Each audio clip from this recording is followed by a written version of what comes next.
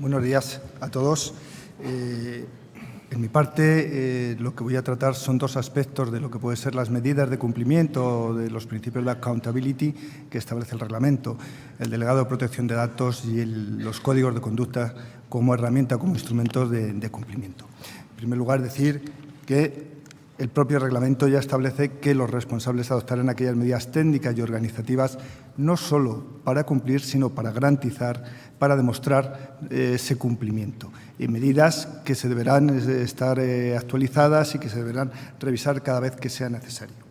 Y en cuanto al concepto de accountability, antes mi compañero Andrés lo ha definido. Por lo tanto, sobra quizá esos tres aspectos que he puesto, de conducta proactiva y de rendición de cuentas, al no tener una clara traducción al español. Entre las medidas de cumplimiento, como ya decía, que establece esa responsabilidad proactiva, ese cumplimiento o ese principio de accountability, el reglamento establece varias de ellas, ¿no? Ahí las tienen ustedes. Y lo que vamos a hacer referencia, dejando a un lado las demás, en este caso es al delegado de protección de datos, a los DPDs y a los códigos de conducta.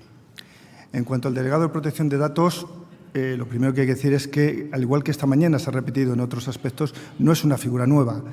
Ya la recogía la Directiva 9546, si bien no con carácter obligatorio. Pero a pesar de ese no carácter obligatorio, había ya establecimientos, había responsables del tratamiento que contaban con esa figura de delegado de protección de datos, bien con ese mismo nombre o bien con otros, pero que ya contaban con esas funciones que le atribuye ahora el reglamento. ¿Y por qué se necesita un delegado de protección de datos? Pues porque hay que ayudar, en este caso, a encargados y a responsables, a responsabilidad de encargados, a supervisar el cumplimiento del Reglamento General de Protección de Datos. Al principio se ha comentado la posibilidad, en la intervención introductoria, de que en estos momentos en los que de lleno tiene la aplicación de un nuevo marco regulador, se puedan tener los servicios de un delegado de protección de datos, aun cuando su designación no sea vinculante o no sea obligatoria, como las que se establecen en el propio reglamento. Es, por tanto, una figura, y como veremos a través de las funciones que le atribuye el reglamento, una figura clave en este sistema de accountability y una figura clave para dar cumplimiento a este reglamento de protección de datos. Pero es para todos, ahora como decía, es para todos esta figura, es obligatorio para todos, pues el reglamento lo establece a tres supuestos, a tres presupuestos. Siempre al sector público. El sector público va a ser obligatorio, tanto organizaciones, autoridades u organismos públicos, el que designen un delegado de protección de datos. Y vuelvo a hacer referencia a un dato que se ha dado esta mañana. Faltan delegados de protección de datos en el sector público por comunicar, por notificar. En el sector privado también la impresión que se tiene es que todavía hay entidades responsables y encargados que deberán designarlo y que todavía no lo han comunicado. El segundo presupuesto es cuando las actividades principales de tratamiento conlleven o supongan operaciones de seguimiento sistemático y habitual de un control periódico y sistemático de datos a gran escala. Y la tercera de ellas, el tercer presupuesto, es cuando son responsables en esas operaciones de tratamiento sean datos especialmente protegidos o datos de sentencias o de delitos penales también a gran escala. Aquí nos aparece un concepto de gran escala que también ha sido apuntado indiciariamente en las presentaciones anteriores, sobre todo en una referencia que hace el propio reglamento en sus considerandos en cuanto al concepto de gran escala para la obligación de realizar una evaluación de impacto, ¿no? No tenemos, porque es una pregunta que hacen a menudo, no hay una cifra exacta de qué se puede entender por gran escala. El grupo de autoridades de protección de datos, en las directrices que ha elaborado para determinar esta figura, pues ha introducido una serie de factores a tener en cuenta, una serie de elementos que se deben tener en cuenta a la hora de entender qué es gran escala o si estamos ante un tratamiento a gran escala, como puede ser el número de afectados o, con una cifra bien concreta, con una parte, una proporción de una población, el volumen o variedad de datos, el tiempo en que se van a estar tratando estos datos, la duración o la permanencia e incluso el alcance geográfico. Como hay unas preguntas que se han efectuado en esos 100 y pico que se han llegado en el que te plantean la designación obligatoria de delegado de protección de datos en unos casos concretos, pues lo que podríamos decir es que entre los dos extremos que tanto el reglamento en su considerando en relación con la evaluación de impacto como las directrices te establece que no será considerado a gran escala el tratamiento de datos de carácter de salud, por ejemplo, por un solo médico, o de datos penales por un abogado, y el extremo contrario, hay muchas zonas grises y en el que habrá que valorarse en el caso a caso. También es cierto que este dato concreto de un abogado, de un médico, está referido a las evaluaciones de impacto, por lo cual necesariamente no debería ser o podría no ser de obligación para la designación de los delegados de protección de datos. Como me imagino que más adelante se tratará también este apartado, decir que el proyecto de Ley Orgánica de Protección de Datos establece unos supuestos no exhaustivos de estos presupuestos que establece el Reglamento General de Protección de Datos como entidades que llevan a cabo tratamientos que deberán designar un delegado de protección de datos y que podemos hablar en el sector público de los consejos generales o los colegios de profesionales. Los centros educativos que estén al amparo de la Ley Orgánica de Educación. No se dice si de carácter público o de carácter privado, se habla de los centros educativos. Por tanto, aquellos que estén al amparo o que lleven a cabo su plan bajo la Ley Orgánica de Educación estarán incluidos en estos supuestos. Centros sanitarios, aseguradoras, reaseguradoras, operadores de juego, en esa enumeración no exhaustiva que, como digo, recoge el proyecto de Ley Orgánica. Otro de los aspectos o preguntas que nos hacen es si el DP debe ser interno o externo. El reglamento permite ambas, que sea una persona de la propia organización o que pueda facilitar o cumplir estas tareas a través de un contrato de prestación de servicios, que se puede celebrar con un individuo o con una organización o con una entidad jurídica. En este caso, lo que sí se le va a pedir a la entidad jurídica es que las personas que lleven a cabo la función de delegado de protección de datos cumplan los requisitos en cuanto a sus cualidades profesionales y en cuanto a sus experiencias o sus conocimientos para poder llevar a cabo estas funciones de delegado de protección de datos. Igualmente, y nos lo hemos encontrado, puede nombrarse un solo delegado de protección de datos para varias entidades. Un aspecto importante en este caso es que ese delegado de protección de datos esté accesible tanto a los interesados como a las autoridades de control. Hemos tenido situaciones en las que entidades establecidas en territorio español han designado un delegado de protección de datos en el territorio de la Unión, pero fuera del territorio español. Bueno, es importante, lo que es importante es que esté accesible para los interesados en caso de esa necesidad de ponerse en contacto con él. Las funciones, como decía al principio, le convierten en una figura clave para el cumplimiento del Reglamento General de Protección de Datos. Carece de funciones ejecutivas, pero las funciones de informar, de asesorar, de supervisar son de una magnitud y de un calado que, como digo, les convierte en un punto, en una piedra angular de ese sistema de accountability. Las tienen ustedes ahí, se va a quedar la presentación, informar y asesorar al responsable. Es importante también, yo aquí me gustaría señalar algunas que están en la siguiente, como es supervisar, porque antes se ha dicho, la realización de las evaluaciones de impacto. Las tienen que hacer los responsables, pero la supervisión le corresponde a él. Es importante, dentro de sus funciones, el cumplimiento y el mantenimiento de la documentación. Antes se ha comentado que uno de los principios de esta responsabilidad proactiva es documentar todas aquellas actuaciones. Pues bien, al delegado de protección de datos ese seguimiento le va a corresponder del mantenimiento de la documentación y de su actualización cuando sea necesario. Será la persona de contacto, como hemos dicho antes, con la agencia, las autoridades de control, así como los interesados. Y uno de los aspectos importantes que lo podríamos poner también como garantía de su independencia es que sus informes, sus reportes, van directamente dirigidos a la alta dirección de ese organismo. ¿Quién es un delegado de protección de datos? ¿A quién podemos nombrar como delegado de protección de datos? El reglamento lo que te recoge es que se le designará sobre la base de las cualidades profesionales y, en particular, de aquellos conocimientos especializados sobre la normativa de protección de datos y la experiencia que tenga en este ámbito, así como capacidades para cumplir las funciones, las tareas que el artículo 39 establece, que las que hemos visto anteriormente. Ese es el marco que te recoge el reglamento para poder designar a un delegado de protección de datos. ¿Qué habilidades podemos exigir? Una primera es el conocimiento en la normativa de protección de datos, tanto nacional como en este caso internacional, una comprensión obvia del Reglamento General de Protección de Datos, de las operaciones de tratamiento que se realicen en esa organización. Resulta relevante el conocimiento del sector empresarial y de la organización, el conocer sus culturas, sus flujos de datos, para que esa persona pueda desempeñar y pueda llevar a cabo su función con garantías de que efectivamente lo que hace sabe qué es lo que está haciendo. Una parte importante es una comprensión, un conocimiento de las tecnologías de la información y de la comunicación, que en estos momentos forman parte de la base para esos tratamientos de datos. Y, como se ha dicho al principio, no se prevé cómo acreditar esos conocimientos profesionales. No es necesario ni una titulación ni tener una acreditación. Sin embargo, la agencia ha impulsado ese certificado delegado de protección de datos que permita facilitar la elección de los profesionales que van a llevar a cabo esta función.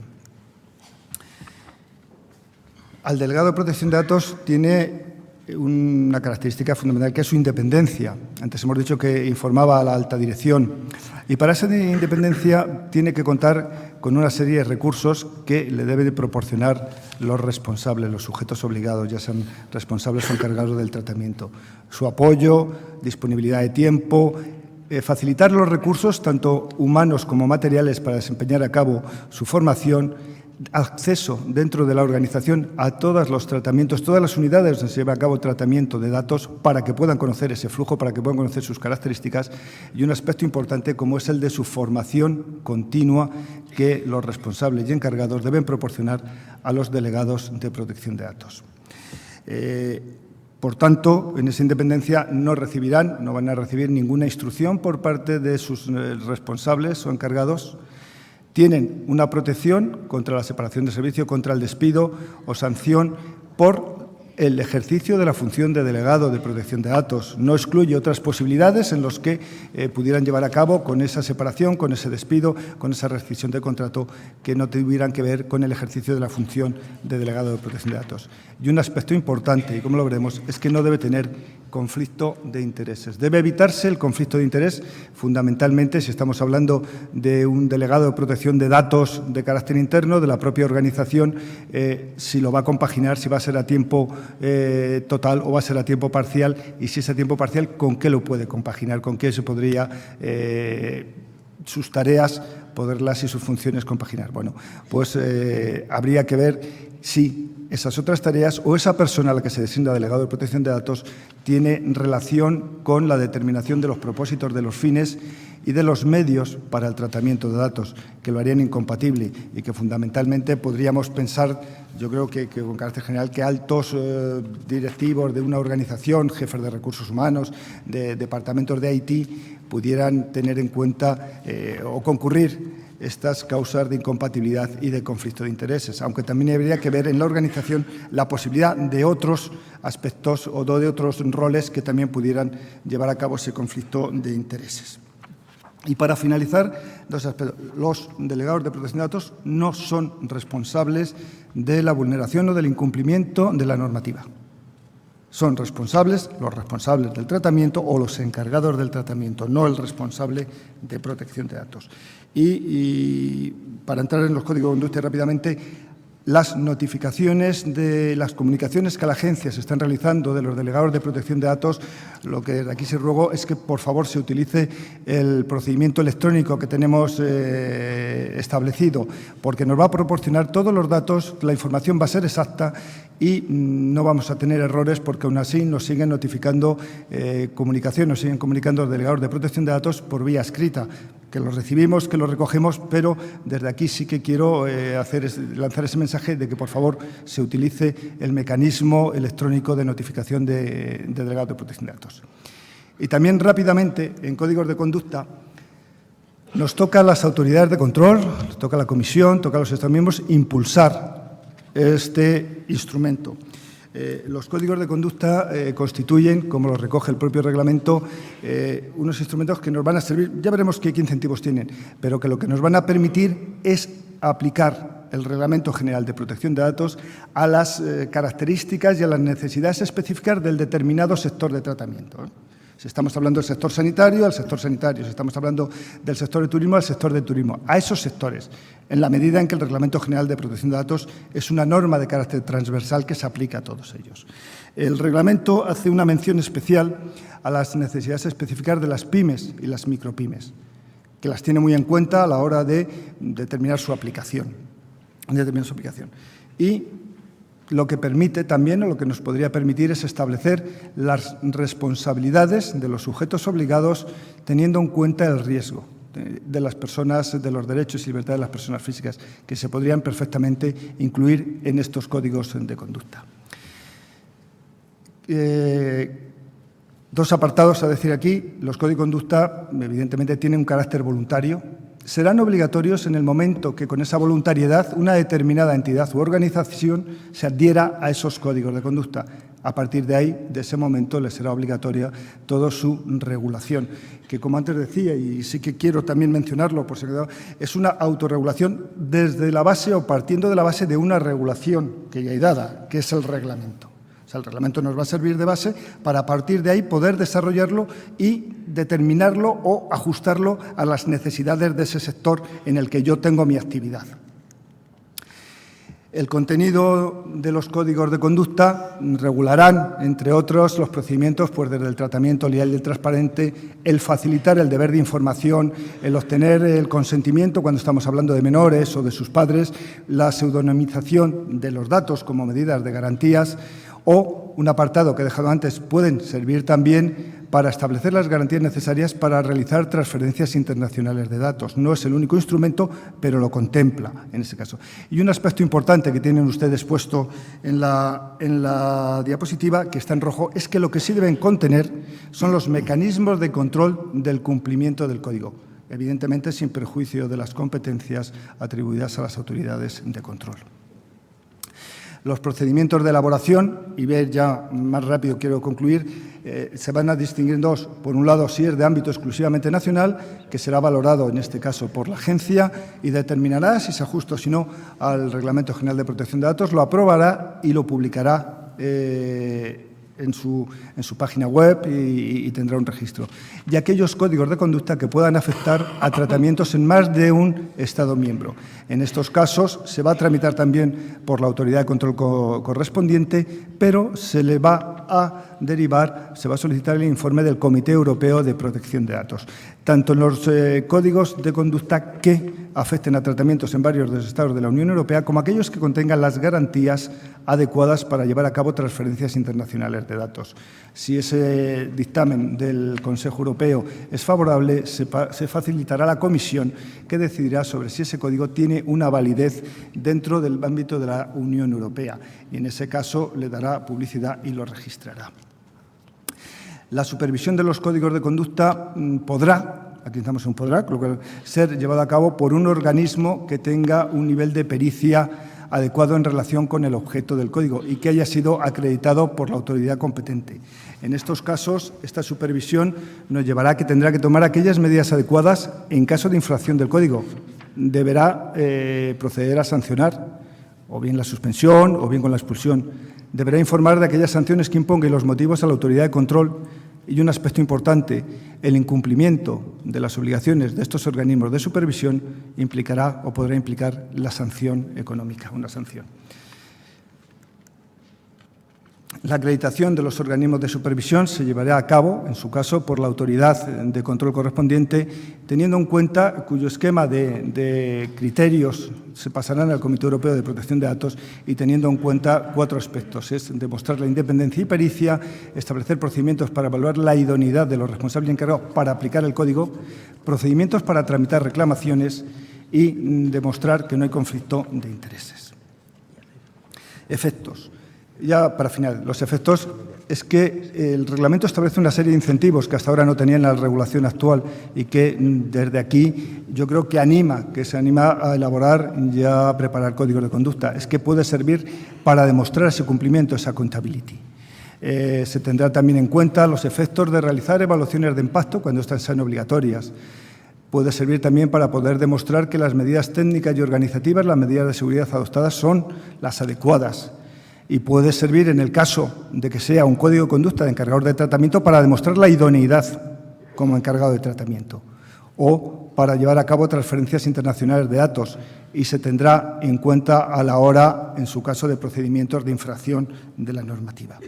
Y no quisiera yo terminar, iba a decir, la ley orgánica, el proyecto de ley orgánica establece unos aspectos que probablemente sean luego desarrollados, y es que incluye la posibilidad de que estos códigos puedan ser desarrollados por empresas, grupos de empresas o por el sector público. Por el sector público. Dos cosas importantes ya para finalizar. Ahora sí, la primera, que los códigos de conducta, no he querido hacer mención, solo al final, permiten incluir mecanismos de resolución extrajudicial y otros tipos de mediación de conflictos en materia de protección de datos, lo cual se entiende o podemos entender como un incentivo importante para que estos conflictos que se tengan en esta materia de protección de datos pues se puedan resolver de manera más ágil, más rápida y con el menos coste tanto para el afectado como para la organización o la entidad contra la que se dirige ese conflicto, se dirige esa reclamación. Y, por tanto, los códigos de conducta deben adecuar el reglamento al sector y deben constituir tener un valor añadido. Las meras reproducciones del Reglamento General de Protección de Datos no nos van a proporcionar esas garantías para poder beneficiarse de esos incentivos que establece el reglamento. Y los códigos de conducta que hasta ahora tenemos inscritos en el Registro General de Protección de Datos, que ha dejado de desaparecer, dispondrán, con arreglo al proyecto de ley orgánica, de un año para adecuarse al reglamento, con lo cual desde aquí animo a todos los promotores a que procedan a ir adecuando los códigos de conducta que fundamentalmente afectan a sectores como el sanitario, sectores como el seguros o sectores financieros. Habría que ir adecuando esos códigos de conducta a la nueva normativa para que se puedan beneficiar de los incentivos que establece el reglamento. Y por mí eso es todo. Muchísimas gracias por su atención.